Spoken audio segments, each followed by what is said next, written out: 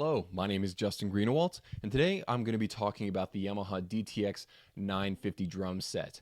I got to play this for the second time. The first time I played it was at Sweetwater Gear Fest a few years ago. I got to play it again the other day, so I thought I'd give you my thoughts on it. I haven't made a video specifically about this drum set yet. Alright, so when you first sit down at this drum set, you notice how nice it looks. It doesn't look as flashy as its main competitor, the Roland TD30 KV. That drum set has like dark chrome cymbals and the rack and everything.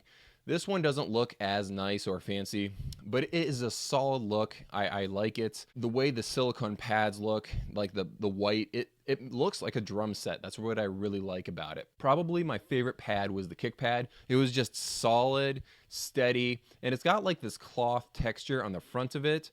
I believe there might be an updated version of this with mesh. I may be playing an outdated version of this drum set, but it was a great feeling kick pad. You know, you can't change the tension of it or anything, but I wouldn't want to. It just feels really good.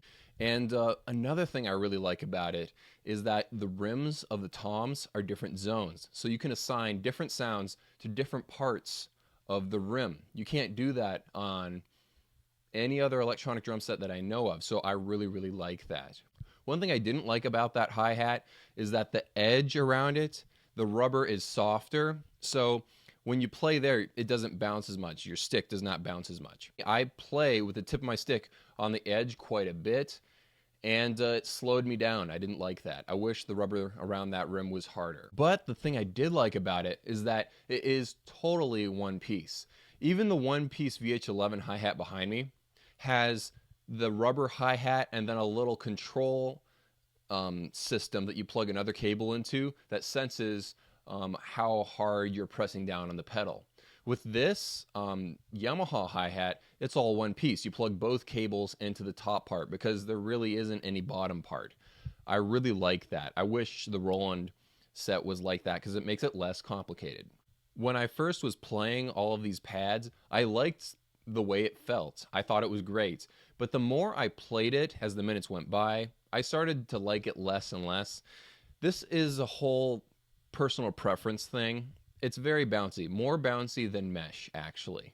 People always say that mesh pads are very bouncy, but you can always detune it and make it less bouncy if you want to. With these pads, you're stuck with how bouncy they are. The snare is actually a silicone mixture that is denser than the mixture used for the toms. So I do like how the toms are softer feeling than the snare. I used to think I liked the feel of silicone better than mesh, but now that I've owned a mesh drum set for over a year, I've become, I don't know, converted. I like the mesh better. One thing that I just can't get over with Yamaha cymbals is that they're small. For a flagship drum set, these cymbals are not big enough. They're around the size of my Roland TD30K, which is Roland's step down from its flagship. I feel like if you're spending $5,400 on a Yamaha DTX950 drum set, you should get bigger cymbals. And another thing about the cymbals is that there's this little metal rod poking up in the back of every cymbal. You don't really notice it that much, but I feel like they could have thought of a better mechanism for keeping it straight and just bobbing like this instead of spinning around. I feel like it looks slightly tacky. I wish they'd figure out a different way of doing that. And also, the bell on these cymbals, I wish it was a little bigger as well. Now on to the module. This is a very capable module. It is very powerful. You can do a ton of things with it. It is not as good as the Roland TD30 module, but the reason why that is that this is the same module they were using on the DTX Extreme 3 drum set. That was back when Yamaha was using rubber pads. This is years old, maybe, I'm trying to think, maybe 8 or 10 years old. They never really changed the module much. I wish the sounds were better. These sounds were fine when you compared it against the TD20 back when it was competing with that drum set. But now times have changed, Roland sounds have gotten much better, and they really need a new module. Also, the reason why I say this is because it does not have a ton of sounds that I personally enjoy. Yamaha and Roland really do the fusion kit really well, like the tight snare, like piccolo sounding almost, and then like really tight toms, just like it feels studioized. It feels too small, over processed. It doesn't sound raw enough.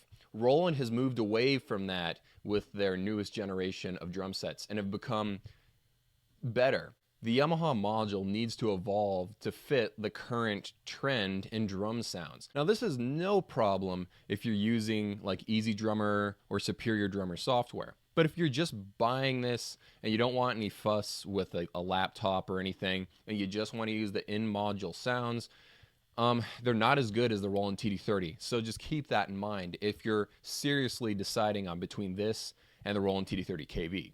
One thing I forgot to say about the toms is that there are little tuning knobs beside each tom. You can just quickly change the tuning of each tom on the fly. You don't have to go in the module and do all this stuff. No, it's right there. And on the store floor, I could quickly go and change the sound to fit the drum set I was thinking of in my head a lot easier. I liked that a lot. On the snare, it just lets you change the snare strainer, you know, tighten it or loosen it.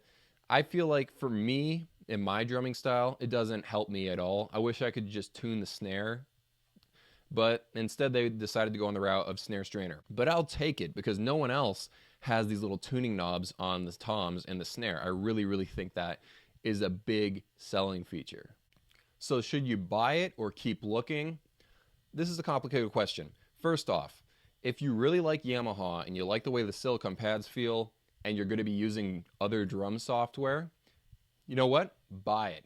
It's great. Go buy it on eBay especially and get it used. You can save probably $500 on it. So in that case, I'd say buy it with my whole heart. If you're one of those people that is like a no fuss, I don't want to mess around with a laptop, and you just want to use the module sounds and edit the sounds in the module, I would have to say pass. And the reason why I say this is because the sounds are not up to par with Roland. And if you're going to be spending thousands and thousands of dollars on a drum set, I really think you should get a better experience. One more thing before I finish this review, I noticed during the editing process of this video, so I came back to reshoot this part, none of the major online music stores are selling the DTX950 or the DTX900, which is basically the baby brother of this drum set. So that either means Yamaha no longer makes high-end electronic drum sets, or they're about to come out with a brand new one. Either buy it used or wait around because it looks like Yamaha might be coming out with a brand new flagship drum set. Just be patient, we'll see what happens. Thanks for watching. Go check out my other videos, my other reviews, and if you want to stay on top of electronic drum news, subscribe.